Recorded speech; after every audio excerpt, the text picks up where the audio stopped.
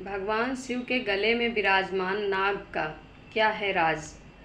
भोलेनाथ का स्वरूप अन्य देवताओं से विभिन्न है।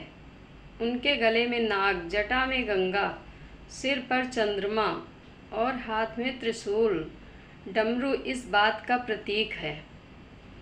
लेकिन क्या आप जानते हैं, इन सभी चीज़ों को धारण करने के पीछे अलग अलग किस्से हैं। भोलेनाथ केवल मनुष्य की भक्ति से नहीं, अन्य जीवों पर भी अपनी कृपा बनाए रखते हैं। कहते हैं कि नाग नागिन भोलेनाथ को अपना भगवान मानते हैं। उनके गले में भी सर्प की माला लिपटी रहती है। लेकिन क्या आप जानते हैं इसके पीछे की पौराणिक कथा के बारे में?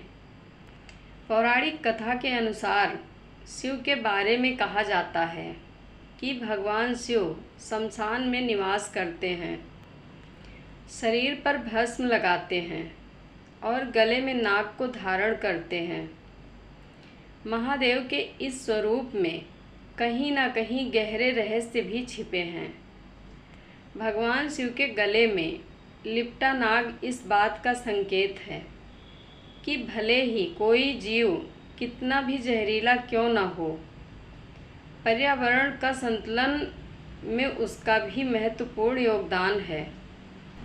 कुछ लोग मानते हैं कि सांप इच्छाधारी होते हैं, यानी वह अपनी इच्छा के अनुसार अपना रूप बदल लेते हैं और कभी कभी ये मनुष्यों का रूप भी धारण कर लेते हैं।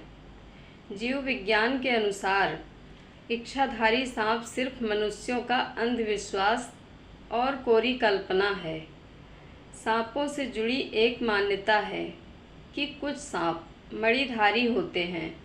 विज्ञान के अनुसार यह मान्यता भी पूरी तरह से अंधविश्वास है, क्योंकि दुनिया में अभी तक जितने भी प्रकार के सांपों के बारे में जानकारी प्राप्त हुई है, उनमें से एक भी सांप मणिधारी नहीं है। वासुकी नाग के बड़े भाई का नाम शेष और अन्य भाइयों का नाम तक्षक, पिंगला और कारकोटक आदि था। शेष नाग विष्णु के सेवक तो वासुकी शिव के सेवक बने। वासुकी भगवान शिव के परम भक्त थे।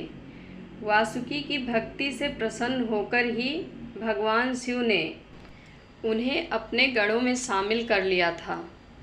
ऐसा मानते हैं कि वासुकी का कैलाश पर्वत के पास ही राज्य था।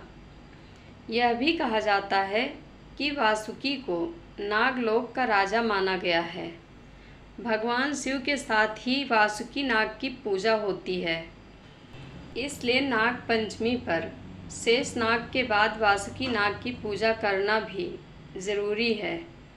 समुद्र मंथन के दौरान वासुकी नाग को ही रस्सी के रूप में मेरु पर्वत के चारों ओर लपेटकर मंथन किया गया था, जिसके चलते उनका संपूर्ण शरीर लहूलुहान हो गया था।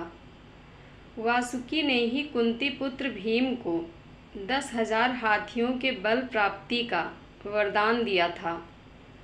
जब भीम को दुर्योधन ने धोखे से विष पिलाकर गंगा नदी में फेंक दिया था, तब भीम नागलोक पहुंच गए थे।